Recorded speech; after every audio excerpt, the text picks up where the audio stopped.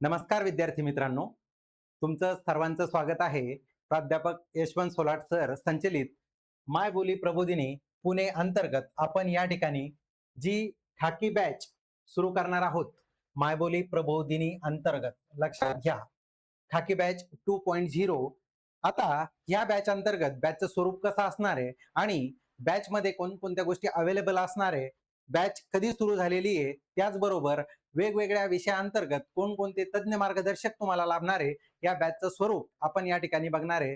पुणे मायबोली प्रबोधिनी अंतर्गत जी प्राध्यापक यशवंत सोलाट सरांची जी संकल्पना आहे, ग्रामीण भागातले तसेच शहरी भागातील जे विद्यार्थी आहे, जे पोलीस भरतीची तयारी करतात, त्यांच्यापर्यंत योग्य मार्गदर्शन पोहोचणे या अंतर्गत आपण खाकी बॅच 2.0 या ठिकाणी सुरू केलेली आहे. बॅचचं जे स्वरूप आहे बघा, ते आपण या ठिकाणी बघणार आहे. लक्षात घ्या, या ठिकाणी तुम्हाला जे दिसतंय सुरुवातीला प्राध्यापक यशवंत सोलाट सर संचलित मायबोली प्रबोधिनी पुणे पोलीस भरती बॅच खाकी बॅच, जिचं नाव आपण दिलेलं आहे 2.0. या अगोदर सुद्धा खाकी बॅच मागच्या पोलीस भरतीच्या वेळेस खूप उत्कृष्ट असा प्रतिसाद सोलाट सरांच्या या प्रबोधिनीला मिळालेला आहे. त्याच धर्तीवर आपण नवीन बॅचचं स्वरूप आणि नव्या दमानं नव्या जोमानं या ठिकाणी काय केलेलं आहे, खाकी बॅच लॉन्च केलेली आहे 2.0 म्हणून. हिला तुमचा उत्कृष्ट काय म्हणता उत्स्फूर्त सहभाग लाभेल, यात कोणतंही दुमत किंवा शंका आपल्याला नाहीये. जे या भरतीत पोलीस झाले नाही त्यांनी अजिबात खचून जाण्याचं कारण नाहीये. लक्षात घ्या, झालेली पोलीस भरती आणि होऊ घातलेली पोलीस भरती या दोन्ही गोष्टीचा जर आपण विचार केला तर नक्कीच या खाकी बॅच 2.0 चा तुम्हाला फायदा होणार आहे. बघा, तुमची लेखी 90+ न्यायची जबाबदारी आमची असेल. आता लेखीला 90+ मार्क घेतले तरच पोलीस होता येतं, ही गोष्ट तितकीच खरी आहे. आणि त्यासाठी आपले जे सिलेबसचे 4 पार्ट आपण पाडलेले, मराठी, अंकगणित, बुद्धिमत्ता आणि जीएस, याचबरोबर आपल्याला मैदानी जी चाचणी आपली घेतली जाते, ज्याला आपण फिजिकल म्हणतो, ग्राउंड म्हणतो, त्याची सुद्धा व्यवस्था आपल्या ऑफलाईन बॅच मध्ये आपण या अंतर्गत खाकी बॅच अंतर्गत केलेली आहे. परंतु ही जी बॅच आपली खाकी बॅच असणार आहे, ही ऑनलाईन प्लस ऑफलाईन या दोन्ही स्वरूपात आपल्याला या ठिकाणी मिळणार आहे. म्हणजे ज्या माहितीचं लेक्चर काल सरांनी सोलाट सरांनी स्वतः आपल्या युट्यूब चॅनलला अपलोड केलेलं आहे, नक्कीच जाऊन आपण ते बघू शकता. आज आपण या ठिकाणी काय करणार आहे, तर आपली जी टीम आहे खाकी बॅच साठी, याची बऱ्यापैकी ओळख तुमची झालेली आहे. परंतु जे जीएस चे शिक्षक आहेत बघा, या ठिकाणी सोलाट सर स्वतः आपल्याला मराठी शिकवणार आहे. त्यानंतर दीपक सूर्ये सर अंकगणित घेणार आहे. निलेश निंबाळकर सर या ठिकाणी आपल्याला बुद्धिमत्तेचं मार्गदर्शन करणार आहे. मी स्वतः अमोल पालकर तुम्हाला जीएस, माझ्या साथीला जीएस शिकवण्यासाठी. लक्षात घ्या, जीएस म्हणजे जनरल स्टडी. जीएस मध्ये जीएस, जीके, करंट अफेअर या सगळ्या गोष्टींचा लेखाजोखा असतो. माझ्या साथीला या ठिकाणी गणेश पाटील सर अतिशय उत्कृष्ट असे मार्गदर्शक आपल्याला मराठी, अंकगणित, बुद्धिमत्ता आणि मी स्वतः आणि गणेश पाटील सर आम्ही सर्वांनी मिळून या ठिकाणी पुरेपूर मार्गदर्शन मिळण्यासाठी, त्याचबरोबर तुम्हाला एकदम परफेक्ट असं गायडन्स या ठिकाणी खाकी बॅच 2.0 च्या अंतर्गत तुम्हाला मिळणार आहे. लक्षात घ्या, मुजीब पठाण सर तुम्हाला या ठिकाणी काय घेणार आहे, मैदानी चाचणीचा सराव या ठिकाणी. परंतु ही मैदानी चाचणी जसं कालच्या लेक्चरमध्ये सरांनी सांगितलंय, स्वतः इंट्रोडक्शन लेक्चर जे झालंय आपलं इंट्रोडक्शन लेक्चर फक्त जीएस या सिलेबसचं बाकी होतं. जीएसचा जो पार्ट आहे तो पार्ट कंपायलेशन मध्ये गणेश पाटील सर आणि मी स्वतः अमोल पालकर आम्ही दोघ जण जीएसचा तुमचा पार्ट कंप्लीट करून घेणार आहोत. आता बघा, हे झालं आपल्या बॅचचं स्वरूप. आता आपली बॅच नेमकी असणार कशी, लक्षात घ्या.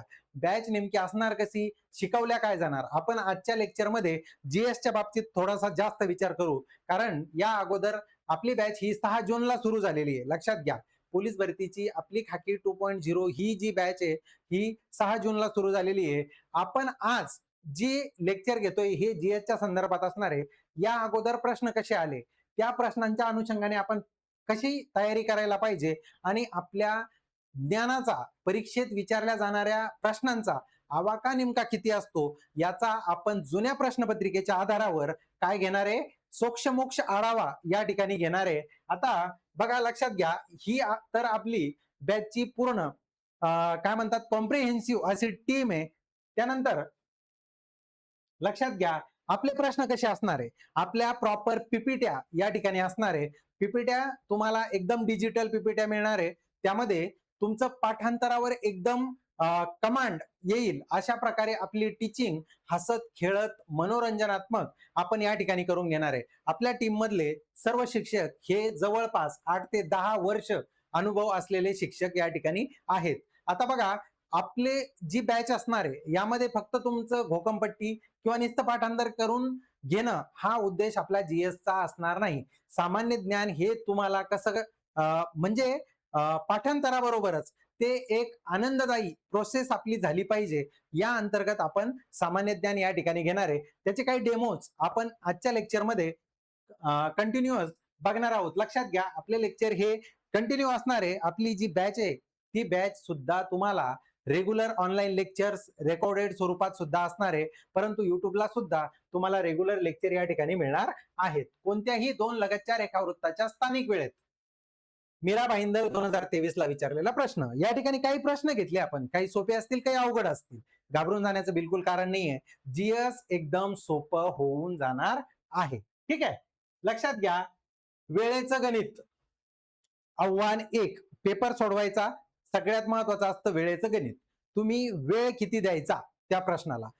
हा प्रश्न थोडा अवघडातला आहे. लक्षात घ्या यामध्ये तुमच्या बेसिक जिओग्राफीच्या कन्सेप्ट क्लिअर असणं गरजेचं आहे. अक्षवृत्त आणि रेखावृत्त यामध्ये आता लक्षात घ्या अक्षवृत्त स्थान निश्चित करतात. रेखावृत्त हे वेळेची निश्चिती करत असते. लक्षात घ्या रेखावृत्त हे उभ्या रेषा आपल्या पृथ्वी गोलावर मारलेल्या या उभ्या ज्या रेषा आहे लक्षात घ्या पृथ्वी गोलावर मारलेल्या लंबरूप उभ्या रेषा ज्याला आपण रेखावृत्त म्हणतो. या ज्या उभ्या रेषा मारलेल्या आहे या ठिकाणी याला रेखावृत्त म्हणतो आणि ज्या आडव्या रेषा असतात त्याला अक्षवृत्त म्हणतो. सगळ्यात महत्वाचं हा 2023 ला प्रश्न विचारला की 2 रेखावृत्तामध्ये किती वेळेचं अंतर असतं. आता वेळ आपण आपली जी स्थानिक वेळ असते ती एका रेखावृत्तावरून ठरवलेली असते. ज्याला मूळ रेखावृत्त जे ग्रीनिश शहरातून इंग्लंडमधून गेलेलं आहे ते आपलं मूळ रेखावृत्त आणि भारताची प्रमाण वेळ ही 85.5 डिग्री पूर्व रेखावृत्तावरून ठरवलेली आहे. लक्षात घ्या एक एक प्रश्न एक एक गोष्ट तुमच्या लक्षात राहिली पाहिजे. जसं जसं मी बोलतो प्रत्येक स्टेटमेंट हा तुमचा परीक्षेत प्रश्न निर्माण करणार आहे. माझं स्टेटमेंट परीक्षेत तुमचा प्रश्न निर्माण करणार आहे. मी काय म्हटलं की मूळ रेखावृत्त जी मेन टाइमलाईन आहे ती कुठून गेली आहे इंग्लंड जवळच्या इंग्लंड मधल्या लंडन जवळ ग्रीनिच जे शहर आहे तिथून मेन टाइमलाईन जिला आपण 0 डिग्री लॉंगिट्यूड ज्याला म्हणतो आपण 0 डिग्री रेखावृत्त ज्याला म्हणतो. आता या रेखावृत्ताच्या ह्या साईडला पूर्वेकडे जाणं आणि ह्या साईडला पश्चिमेकडे जाणं. खूप अवघडात आपल्याला सध्या जायचं नाहीये. जशी टीचिंग होईल सुरू तसं आपण अवघड शिकू. परंतु इकडं जे आपण आहे पूर्वेकडं जसं आपली टाइमलाईन ही 5.5 तास कशी आहे पुढे आहे. मूळ रेखावृत्ताच्या आपण 5.5 तास पुढे आहे. म्हणजे सूर्य आपल्याकडं अगोदर उजाडेल किंवा अगोदर माळवेल 5.5 तास पुढे. लक्षात ठेवा. तर आपण 85 डिग्री जे आपलं आहे मिर्झापूर जवळून जाणार उत्तर प्रदेश मधून भारतातल्या 5 राज्यामधून. लक्षात घ्या भारतातल्या 5 राज्यापासून 85 डिग्री जे की भारताची प्रमाण वेळ ठरवतं. लक्षात घ्या या सगळ्या गोष्टी आपल्याला काय करायचे आहे आपल्याला पूर्ण लेक्चर मध्ये शिकायचे आहे. एक छोटा प्रश्न सुद्धा तुमचा चुकला पाहिजे नाही. लक्षात घ्या या ठिकाणी आपण काय म्हटलो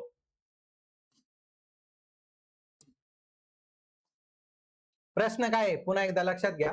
थोडासा अवघड प्रश्न विचारलेला आहे या ठिकाणी.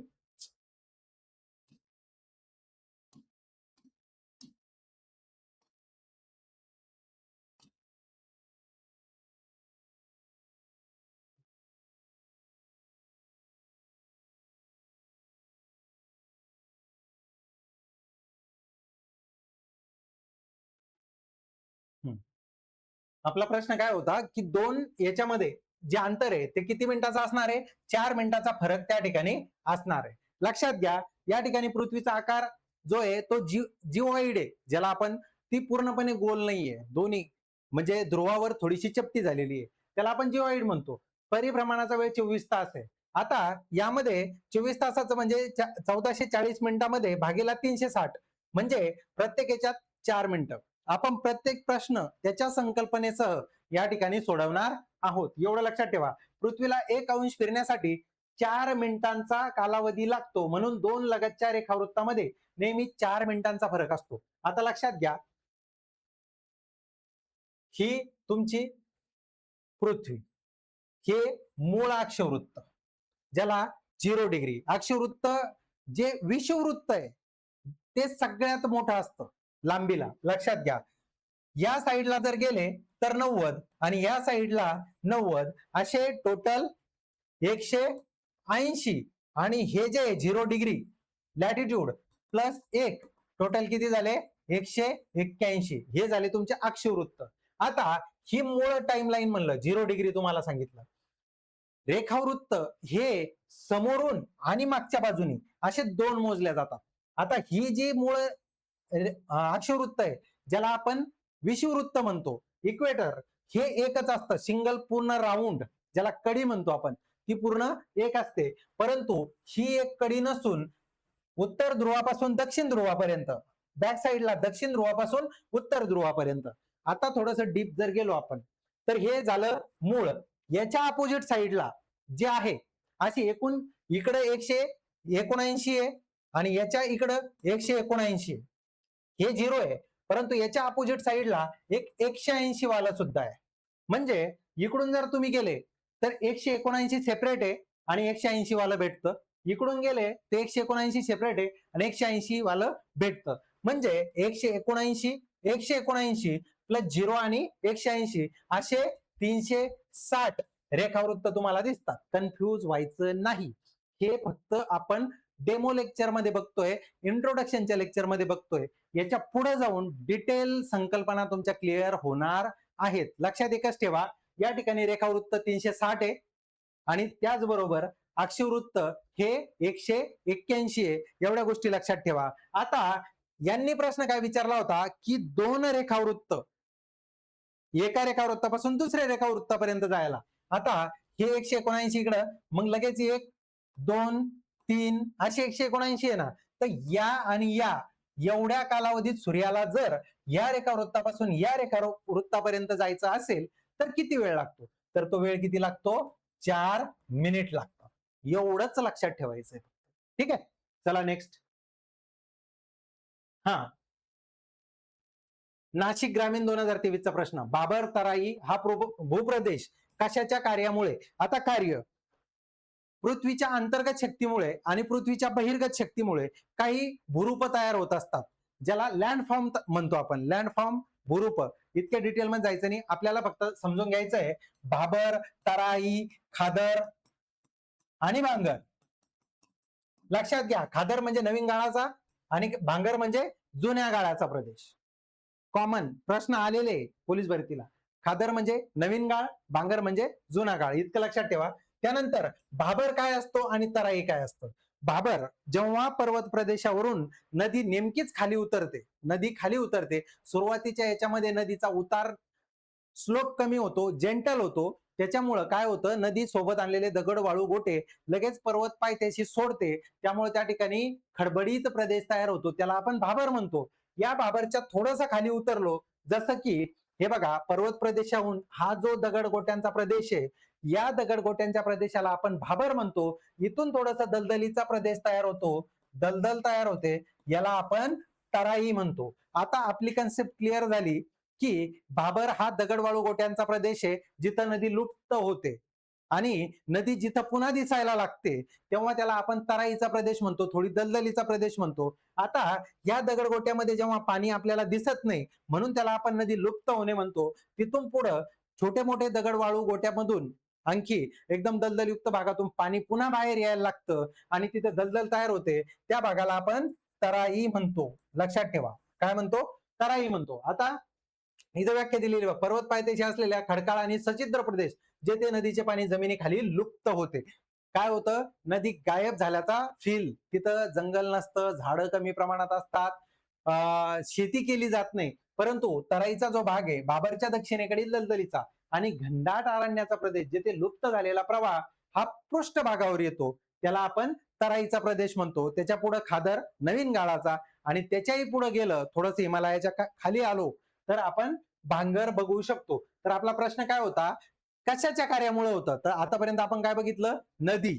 तर नदीच्या कार्यामुळे होतं. आता एकूण असे 5 एजंट आहे जे बहिर्गत कार्यामुळे नदीच्या पृथ्वीच्या भूपृष्ठाला, क्रस्टवर वेगवेगळे लँडफॉर्म म्हणजेच भूरूप तयार करतात. त्यात वारा पण येतो, नदी पण येते, त्याचबरोबर समुद्राच्या लाटा सुद्धा येतात, अंडरग्राऊंड वॉटर सुद्धा येतं, हिम नदी ही सुद्धा येते. असे 5 एजंट आहे जे करतात. आपल्याला एवढ्या डीप मध्ये जाण्याची गरज नाही, परंतु जेवढ्या गोष्टी पोलीस भरतीसाठी गरजेच्या आहेत तेवढ्या मी तुम्हाला या ठिकाणी देण्याचा प्रयत्न करणार आहे. ठीक आहे. आता बघा, ज्वालामुखी वेगळी कन्सेप्ट आहे, भूकंप वेगळी कन्सेप्ट आहे, वारा वेगळी कन्सेप्ट आहे. आपलं कशाच्या कार्यामुळे तयार होतं, बाबर, तराई, भांगर, खादर, तर हे नदीच्या कार्यामुळे तयार होणारे भूरूप आहेत.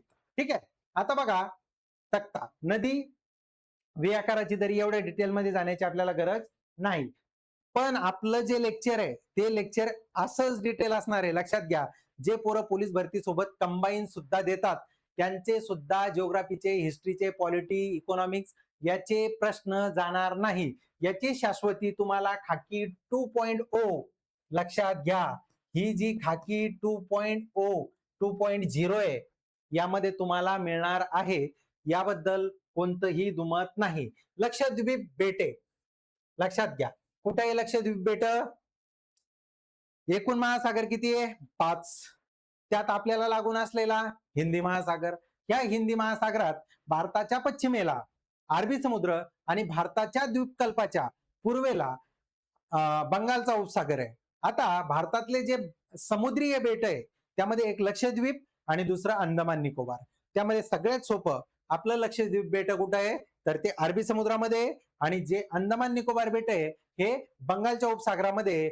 एवढं लक्षात घ्या. यामध्ये डिटेलमध्ये जायचं म्हटलं, आपलं उत्तर तर अरबी समुद्र असणार आहे. डिटेलमध्ये जायचं म्हटलं तर बघा, पूर्व बंगालचा उपसागर, अंदमान निकोबार बेट, आणि पश्चिम भागात याची राजधानी कमेंट करून सांगू शकता तुम्ही. अरबी समुद्रामध्ये असलेल्या लक्षद्वीप बेटांची राजधानी कोणती आहे? आता लक्षात घ्या, असे एकूण 36 बेट आहे बघा. या ठिकाणी जवळपास 572 बेट आहे. त्यामध्ये 38 बेटांवरच फक्त काय आहे, मानवी वस्ती आहे. 572 बेट आहे 38 बेटावर. जसे अंदमान बेट, उत्तर अंदमान, मध्य अंदमान, दक्षिण अंदमान, लिटल अंदमान, निकोबार, कार निकोबार, हे सगळे जे हे डिटेलमध्ये आपण घेऊ, मॅप अनालिसिस करू. मॅप तुम्हाला समजून सांगितलं जाईल, कोणताही प्रश्न जाणार नाही. परंतु सध्या लक्षात घ्या, या ठिकाणी 572 मध्ये 38 बेटांवर आणि 36 पैकी 11 बेटांवर फक्त काय मनुष्य वस्ती आहे. आता हे जे बेट आहे हे बेट समुद्रा अंतर्गत डुबलेले पर्वतांचे शिखर आहे, लक्षात घ्या. यांची निर्मिती पर्वतांचे शिखर म्हणून झालेली आहे, आणि हे कोरल आयलँड्स आहे, कोरल बेट म्हणून ओळखतात. कोरल म्हणजे काय ते सुद्धा तुम्हाला आपल्या बॅच मध्ये कळून जाईल. ठीक आहे. वेदांकडे परत चला, गो बॅक टू वेदास, हे ब्रीदवाक्य असणारी संस्था कोणती? आता बघा, आर्य समाज, वैदिक समाज, ब्राह्मो समाज, सत्यशोधक समाज. आपल्याला एक गोष्ट लक्षात घ्या, आपलं जे बॅच असणार आहे, जर का चारही ऑप्शन अनालिसिस करण्याची गरज पडली तर आपण फोडून अनालिसिस करणार आहोत.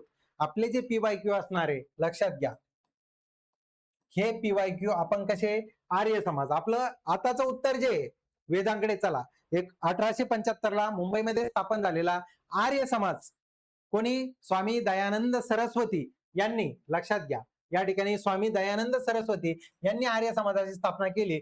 संस्थापक काय, स्वामी दयानंद सरस्वती. 1875. मूळ विचार काय होता, वेदांकडे परत चला, प्राचीन वैदिक धर्म हाच खरा धर्म आहे, मूर्तीपूजेला विरोध आणि स्त्री शिक्षणाचा पुरस्कार. ब्रीदवाक्य वेदांकडे परत चला, समाजाला खऱ्या ज्ञानाचा मार्ग दाखवण्यासाठी या ठिकाणी काय आर्य समाजाची स्थापना झालेली आपल्याला दिसून येते. त्याचबरोबर वैदिक समाज, ब्राह्मो समाज, सगळ्यांना माहिती आहे 1828 ला ब्राह्मो समाजाची स्थापना कोणी केली होती रे? कमेंट करून सांगा लगेच. 1873 सप्टेंबर महिन्यामध्ये सत्यशोधक समाजाची स्थापना कोणी केली? महात्मा ज्योतिबा फुले यांनी. लक्षात घ्या, भारतामध्ये वेगवेगळ्या समाजांची जी स्थापना झाली तेव्हा जेव्हा समतेच्या चळवळी एकदम पीकला होत्या, लक्षात घ्या, समतेच्या चळवळीवर वेगवेगळ्या सगळ्या परीक्षेमध्ये प्रश्न विचारले जातात. त्यामुळे लक्षात घ्या, सत्यशोधक समाज, ब्राह्मो समाज स्थापनेपासून त्यांनी केलेले महत्वाचे कार्य, त्यांच्यामध्ये महत्वाच्या व्यक्ती, त्यांनी केलेले काम, या सगळ्या गोष्टीचा आपण काय करणार आहे, त्यामध्ये आढावा घेणार आहोत. चला, विश्लेषणात्मक तक्ता 19व्या शतकातील प्रमुख चळवळी. 19व्या शतकातील प्रमुख चळवळी. आर्य समाज स्वामी दयानंद सरस्वती, ब्राह्मो समाज राजा राममोहन राय, सत्यशोधक समाज महात्मा ज्योतिबा फुले. आता हे तुम्हाला सांगण्याचा उद्देश काय आहे, की प्रत्येक प्रश्न पीवायक्यू आपण का करतो? आपल्याला पीवायक्यू करण्याची गरज ही फक्त येणारा प्रश्न कसा असणार आहे पुढच्या परीक्षेमध्ये, जसा प्रश्न 23 ला विचारला तसा 24 ला विचारला जाणार नाही, परंतु त्या प्रश्नाच्या अनुषंगाने आपण ओव्हरऑल जर का अभ्यास केला तर आर्य समाजावर विचारलेला प्रश्न कदाचित वैदिक समाजावर विचारला जाईल, प्रार्थना समाजावर विचारला जाईल, ब्राह्मो समाजावर विचारला जाईल, किंवा इतर कोणत्याही संस्थेवर, ऐतिहासिक संस्थेवर विचारला जाऊ शकतो. म्हणून आपल्याला डिटेल अनालिसिस करणं गरजेचं आहे. ज्ञानाचा डॅशबोर्ड, आजचे 4 प्रमुख स्तंभ. काही गरजेचं नाहीये तुम्हाला. पितळखोरा लेणी कोणत्या जिल्ह्यात आहे? छत्रपती संभाजीनगर. 2024 ला विचारलेला प्रश्न. बघा, आपली प्रत्येक पीपीटी कशी असणार आहे, एकदम व्हिज्युअल मेमरी मेमराईज केल्या जाईल. बघितल्या प्रश्न, त्याचे ऑप्शन आणि बऱ्यापैकी अनालिसिस केलेल्या नोट्स तुम्हाला प्रोव्हाइड केल्या जाणार आहे.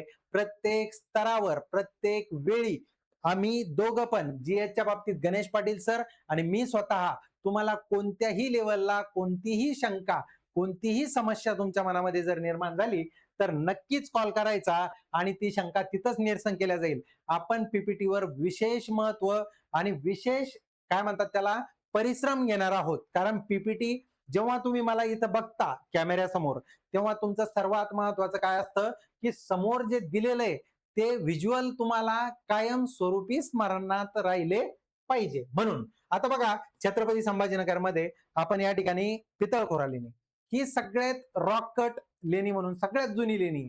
आता लेणी फक्त पितळखोरा आहे का? परंतु सर्वात जुनी असल्यामुळं आणि पितळखोरा. आता कधी एखाद्या वेळेस तालुका सुद्धा विचारला जाऊ शकतो, कोणत्या तालुक्यात आहे? कन्नड तालुक्यात आहे. इतर कोणत्या लेण्या? बौद्ध लेणी आहे अजिंठ्याच्या, 29 लेण्या अजिंठ्याला. किती आहे टोटल? तिथं जवळपास 25 विहार आणि 5 चैत्य. आता तुम्ही म्हणसाल सर हे विहार काय आणि चैत्य काय? हेच तर आपल्याला शिकायचं आहे.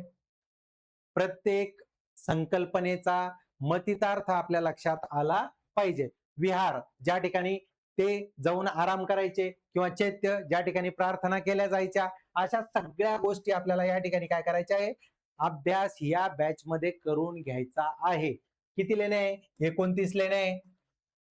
वारसा, जागतिक वारसा स्थळामध्ये अजिंठा लेणीचं नाव आहे. त्याचबरोबर वेरूळची लेणी,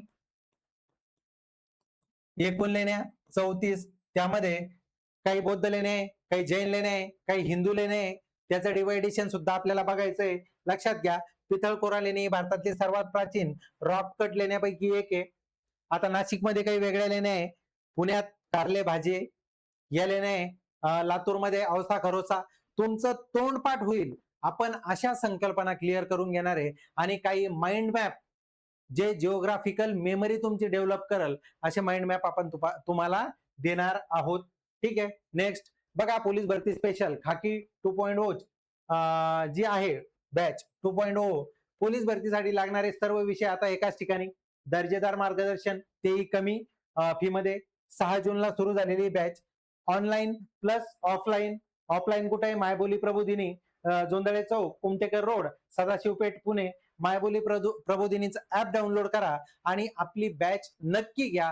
कारण तुम्हाला जे महत्वाचे सब्जेक्ट एकदम डिटेल तज्ञ दर्शक जे तुम्हाला मार्गदर्शन करणार आहे, त्या अंतर्गत तुम्ही या बॅचला नक्की जॉईन करा. ठीक आहे. अजिंठा लेणी कोणत्या नदीकाठी आहे? आता मागचा प्रश्न झाला आपला. हे सगळे प्रश्न तुम्हाला काय झालेलं आहे, पोलीस भरतीला विचारलेले आहे बरं का. यातले सगळे प्रश्न तुम्हाला पोलीस भरतीला विचारलेले आहेत.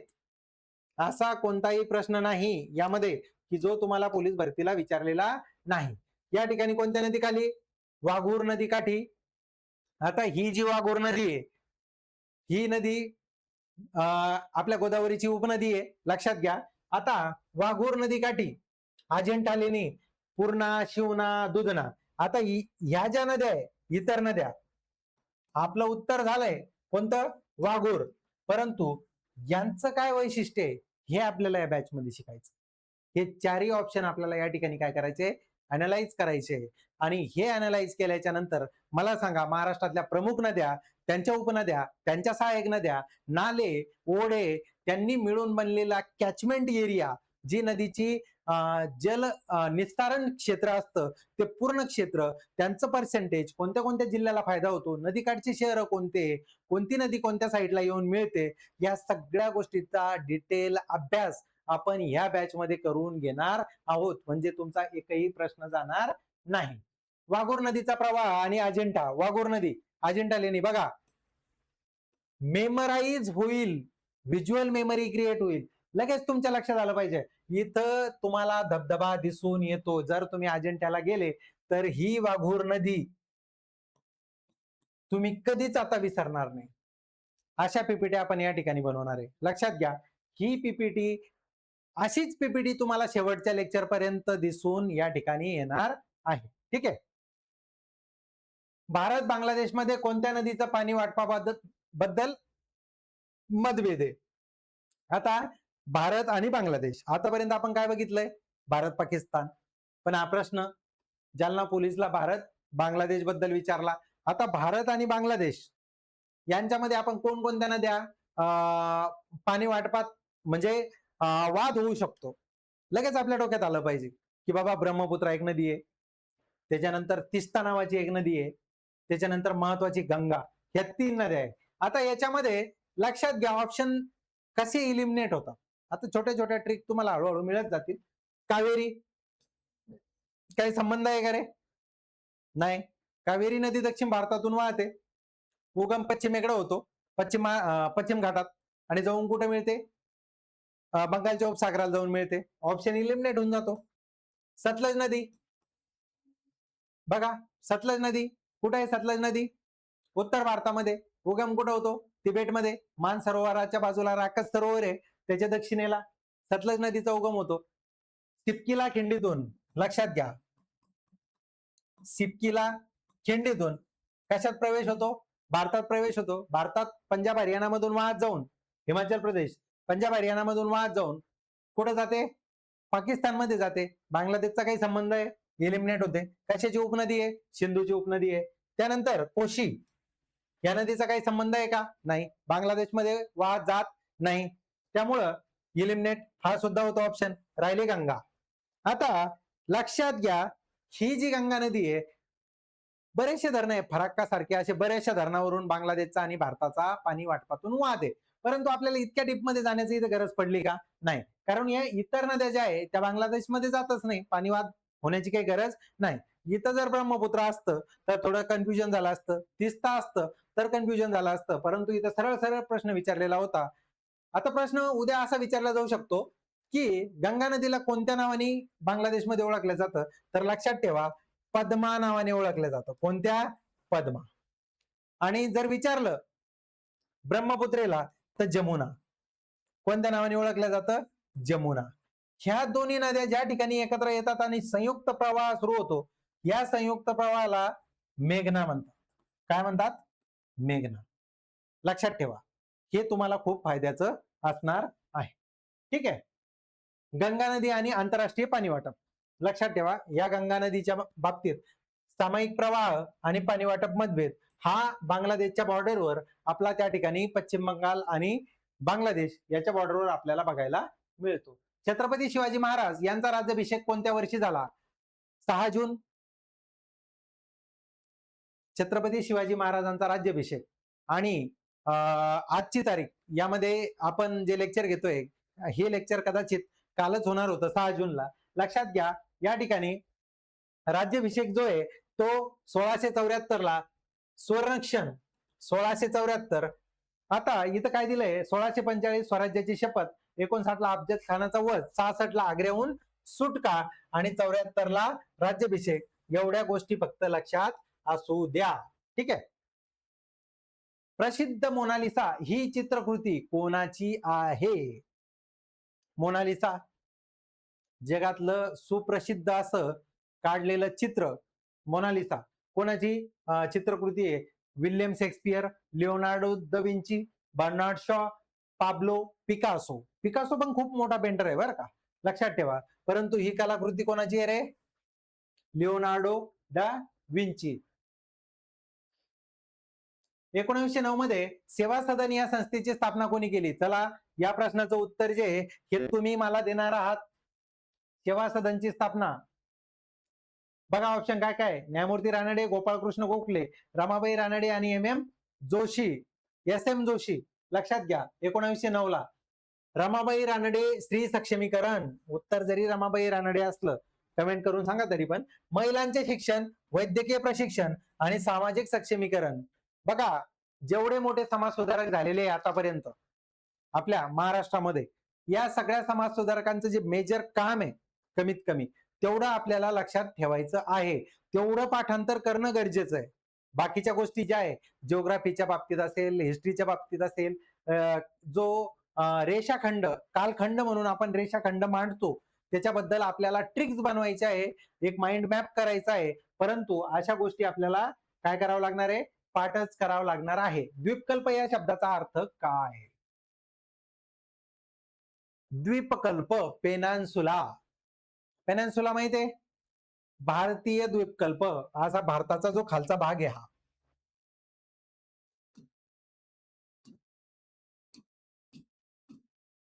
भारताचा हा जो खालचा भाग आहे हा, याला भारतीय द्वीपकल्प म्हणतात. ज्याच्या तिन्ही बाजूला काय पाणी असलेला प्रदेश. आता इथं काय दिलंय? दोन्ही बाजूला पाणी असलेला प्रदेश नाही. दोन नद्यांमधील प्रदेश नाही. तिन्ही बाजूला जमीन असलेला प्रदेश नाही. आता जेव्हा दोन नद्यांमधला प्रदेश असतो त्याला आपण काय म्हणतो? दोन नद्यांमधल्या प्रदेशाला आपण दोआब म्हणतो. लक्षात घ्या, हा प्रश्न विचारला जाऊ शकतो ना. दोआब विचारला जाऊ शकतो का नाही जाऊ शकत? तिन्ही बाजूंनी जमीन असलेला प्रदेश. आता या ठिकाणी काय होतं, इथं तिन्ही बाजूना जमीन आहे, म्हणजे पाणी मध्ये घुसलेलं आहे. कुठं घुसलंय? इथं एक घुसलंय पाणी, इथं एक घुसलंय, तिन्ही बाजून जमीन आहे. त्याला आपण काय म्हणतो? आखात म्हणतो. लक्षात घ्या, खंबातचा आखात, कच्छच्या आखात, तिन्ही बाजूला जमीन आहे. परंतु इथं तिन्ही बाजूला पाणी आहे बघा. इकडून बंगालचा उपसागर आहे, इकडून अरबी समुद्र आहे, इथं हिंदी महासागर आहे, या तिन्ही बाजूला पाणी. तर याला आपण काय म्हणतो? द्वीपकल्प म्हणतो. इंग्लिशमध्ये त्यालाच आपण पेनॅन्सुला म्हणतो, इंडियन पेनॅन्सुला.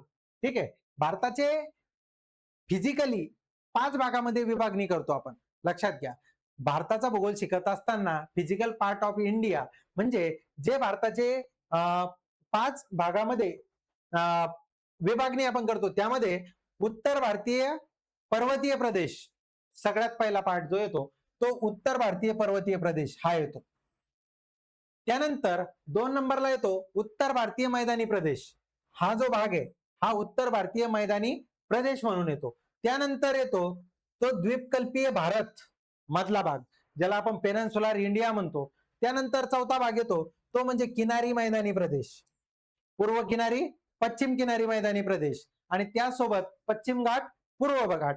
आणि त्यानंतर शेवटचा भारतीय बेट, अंदमान निकोबार बेट, लक्षद्वीप बेट. असे आपण भौगोलिक दृष्ट्या भारताचे 5 पार्ट पाडून अभ्यास करतो. जसं महाराष्ट्राचं कोकण किनारपट्टी, घाटमाता आणि पठारी प्रदेश असे 3 भौगोलिक पार्ट पाडतो, तसे आपण या ठिकाणी भारताचे 5 पार्ट पाडून अभ्यास करतो. ठीक आहे. त्यानंतर बघा, भारताची प्रमाण वेळ ग्रीनिच येथील वेळेपेक्षा इतक्या वेळेने पुढे आहे. 2024 ला नागपूर येथे, अगोदरच सांगितलं मी तुम्हाला, उभ्या ज्या रेषा आहेत त्यांना रेखावृत्त म्हणतात, आडव्या रेषा आहे काल्पनिक त्याला आपण अक्षवृत्त म्हणतो. अक्षवृत्त किती आहे रे? 181. आणि रेखावृत्त किती आहे? 360. या गोष्टी तोंडपाठ पाहिजे.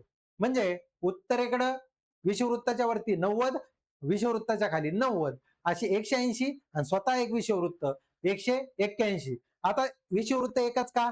पूर्ण जी राऊंड आहे, जी कडी आहे, जी घगाडी म्हणतो आपण, ती एक आहे. पूर्ण जो राऊंड आहे, परंतु रेखावृत्ताचं तसं नसतं. उभा राऊंड एक नसतो, एक समोरचा एक आणि मागचा एक, असे 2 रेखावृत्त मोजल्या जातात. म्हणजे नॉर्थ पोल पासून साऊथ पोल पर्यंत समोरून एक आणि एक मागून, समोरचा 0 आणि त्याच्या अपोजिट साईडला 180, असे 2. मग इकडे 179 आणि इकडच्या साईडला 179. हे 179 त्यामध्ये 0 मिळवला 180 झाले आणि हा 180 वाला 179 मध्ये मिळाला 180, असे मिळून 360 होतात. लक्षात घ्या. एक मिनिट.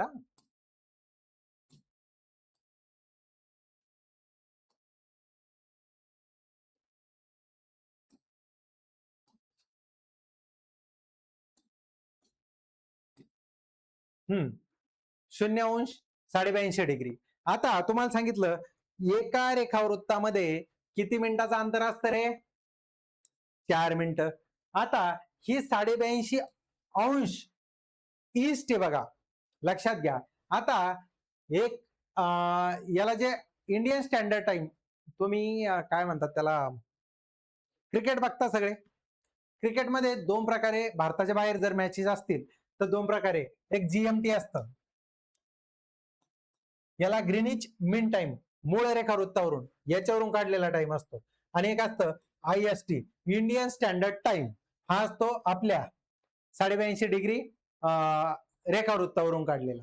आता मला एक सांगा, जेव्हा हे जे रेखावृत्त 82 रेखावृत्त आहे, हे या 0 पासून 82 रेखावृत्तापर्यंत जातं ना, तर 82 गुणेला जर 4 केले किंवा 82 गुणेला जर 4 केले तर तुम्हाला 5.5 तास पुढं असल्याचा. आता पुढंच का, एक नॉर्मल प्रश्न सगळ्याला पडतो ना.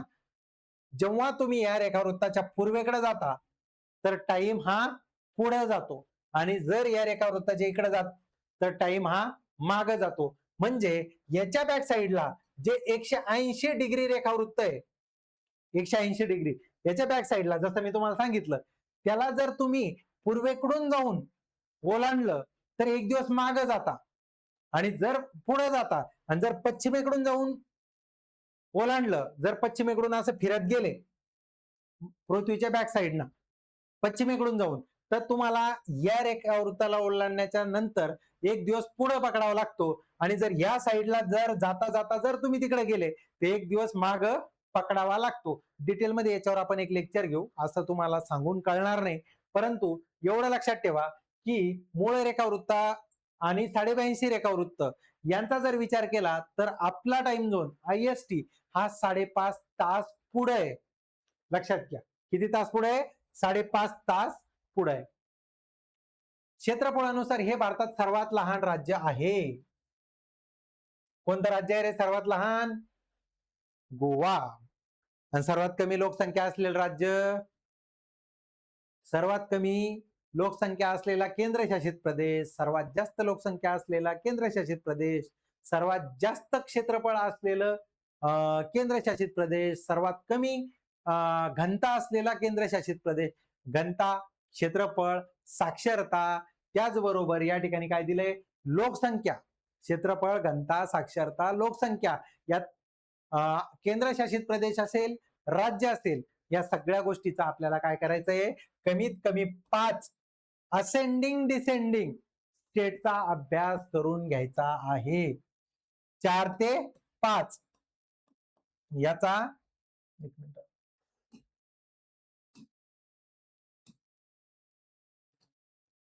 का करायचंय आपल्याला अभ्यास तो? जेणेकरून प्रश्न कसाही जरी विचारला तर तुम्हाला त्याचं उत्तर आलं पाहिजे. बरोबर. आता बघा, गोवा 3702 चौरस मीटर, भारताच्या एकूण क्षेत्रफळापैकी 0.11. जसं की राजस्थान 1 नंबरला, एमपी 2 नंबरला, एमएच 3 नंबरला. असे जेव्हा तुम्ही बघत जासाल क्षेत्रफळानुसार, तेव्हा पहिले 5 आणि शेवटचे 5 हे तुम्हाला त्या ठिकाणी काय करायचं आहे? भारतातील सर्वात जास्त पाऊस या ठिकाणी पडतो. भारतात म्हणल्यापेक्षा जगातला सर्वाधिक पाऊस हा कुठं पडतो? मेघालयमध्ये मॉसिनराम, ज्याला आपण चेरापुंजी सुद्धा म्हणतो. आता हा मॉसिनराम जो आहे, हा भाग सर्वाधिक पाऊस पडण्याचा भाग आहे. याच्या अपोजिटला शिलाँग, मेघालयची जी राजधानी आहे. आता फनेल, आकाराच्या टेकड्यामुळे मोसमी वारे अडवले जातात, त्यामुळे प्रचंड पाऊस पडतो. राज्यसेवेला किंवा कंबाईनला, जिओग्राफीला असे डिटेल क्वेश्चन विचारले जातात. परंतु हा जो प्रश्न आहे, लक्षात घ्या, गारो, खासी आणि जैतिया या पश्चिमेकडून पूर्वेकडे पसरलेल्या टेकड्या आहे मेघालयमध्ये. ह्या खासी टेकडीवर हे ठिकाणी मॉसिनराम. कोणत्या भागात? दक्षिणेकडून. मॅपवर जर बघितलं तर उत्तरेकडून आहे शिलाँग, उत्तरेकडून शिलाँग. इथं जगातला सर्वाधिक पाऊस पडतो. आणि त्याच्या अपोजिटचा जर विचार केला तर पर्जन्य छायेचा प्रदेश शिलाँगला, तिथं 50 ते 100 सेंटीमीटर इतका पाऊस पडतो. इथं जवळपास 1100 सेंटीमीटर पेक्षा जास्त पाऊस पडतो. 1100 सेंटीमीटर पेक्षा जास्त पाऊस हा मॉसिनरामला पडतो. आणि त्याच्याच अपोजिटला पर्जन्य छायेचा प्रदेश तयार होतो. जसं की महाराष्ट्राचा पश्चिम घाटाचा जर विचार केला तर कोकणात सर्वाधिक पाऊस पडतो. आणि लगेच या भागात पूर्वेच्या उताराकडून जो मावळचा प्रदेश आहे तो पर्जन्य छायेचा प्रदेश आहे. कोल्हापूर असेल, सातारा, सांगली, पुणेचा काही भाग, या भागामध्ये खूप कमी पाऊस पडतो. हा पर्जन्य छायेचा प्रदेश हा सुद्धा आपण डिटेलमध्ये घेणार आहोत. ठीक आहे, लक्षात आलं. आंबोली सर्वाधिक पाऊस महाराष्ट्रामध्ये, पाचगणी कोणत्या जिल्ह्यात आहे तेवढी कमेंट करून सांगा. मुंबईला सुद्धा पाऊस पडतो बऱ्यापैकी. म्हणजे कोकणात जवळपास 250 ते 300 सेंटीमीटर एवढा पाऊस पडतो. आता पाऊस मोजताना आपण MM मध्ये मोजतो, त्याच्यानंतर CM मध्ये मोजतो, त्याच्यानंतर आपण इंचामध्ये सुद्धा पाऊस मोजतो. पडणारा पाऊस ज्याला प्रेसिपिटेशन म्हणतो आपण, त्याला मोजण्याचे हे सांगितलंय मी तुम्हाला की एकक मिलीमीटर, सेंटीमीटर, इंच या तिन्ही गोष्टीमध्ये तुम्हाला प्रश्न विचारला जाऊ शकतो. किती इंचामध्ये पाऊस पडला, किती सेंटीमीटर मध्ये पडला, किती मिलीमीटर मध्ये पडला, तेवढंसं थोडंसं लक्षात ठेवायचं. ठीक आहे. भारतीय राज्यघटनेचे शिल्पकार यांना म्हटले जाते. काही प्रश्न कसे असतात रे? सोपे असतात. काही प्रश्न सोपे असतात. त्यामध्ये सरदार वल्लभभाई पटेल, महात्मा गांधी, पंडित नेहरू, डॉक्टर बाबासाहेब आंबेडकर. शिल्पकार कोणाला म्हणतात? डॉक्टर बाबासाहेब आंबेडकर. मसुदा समितीची स्थापना कधी झाली? 29 ऑगस्ट 1947. ठीक आहे. त्यानंतर 2 वर्ष 11 महिने 18 दिवस राज्यघटना तयार करण्यासाठी लागले.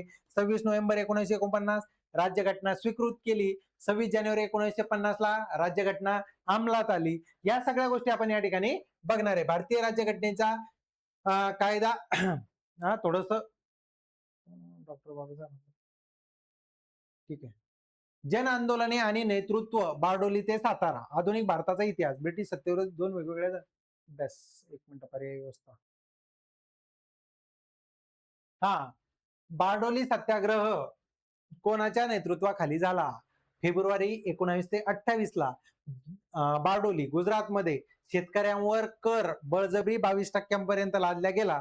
तेव्हा सरदार वल्लभभाई पटेल यांच्या मार्गदर्शनाखाली आंदोलन झालं आणि ते आंदोलन यशस्वी सुद्धा झालं. असविनय म्हणजे जो महात्मा गांधीचे जे असहकार आंदोलन, सविनय कायदेभंग, त्याचबरोबर भारत छोडो, त्याच लेवलला जाऊन बारडोलीचं आंदोलन जे झालं होतं 1928चं, ते कोणी केलं होतं? सरदार पटेल. 22% टॅक्स वाढवला होता. कोणावरचा? शेतकऱ्यांवरचा. जो कराचा भार आहे तो सरदार वल्लभभाई पटेल यांच्या आंदोलनामुळे 6% खाली आणला. राज्यसेवेला असे प्रश्न विचारलेले आहेत. परंतु तुम्हाला एवढे डिटेल, विनोबा भावे, भूदान चळवळ, त्यानंतर महात्मा गांधी, आता सांगितलं असहकार आंदोलन, सविनय कायदेभंग, महादेवराव देसाई यांचा महात्मा गांधी यांच्या सोबतचा बराचसा कालखंड व्यतीत केलेला आहे त्यांनी. तर बघा, पोलादी पुरुष म्हणून सुद्धा सरदार पटेल यांना ओळखलं जातं. अन्यायकारक करवाढ सांगितलं आता. किती? 22% वाढ केली होती, ती कमी करून 6% केली. हे इथं दिलंय तसं पण 22% वाढ. शेतकऱ्यांचा वाढीव कर भरण्यास ठाम नकार, ब्रिटिशांना झोकावे लागले आणि करवाढ रद्द करण्यात आली. परंतु 6% ठेवण्यात आली होती, जी की नॉर्मल होती, जी अगोदरच चालू होती. ठीक आहे. भारत छोडो चळवळीत यांनी सातारा येथे समांतर सरकार स्थापन केले. कोणी केले? भारत छोडो कधी सुरू झालं याबद्दल डिटेल तुम्हाला माहित पाहिजे. आपण इतिहास जेव्हा शिकू, आपली जी बॅच आहे खाकी 2.0, ज्याला खाकी आपण 2.0 सुद्धा म्हणतो, प्राध्यापक यशवंत सोलाट सर संचलित जी आपली मायबोली प्रबोधिनी पुणे अंतर्गत ही जी बॅच सुरू करण्यात आलेली आहे, यावर खरंच सर्व जे शिक्षक लोक आहे ते एकदम तज्ज्ञ आहे.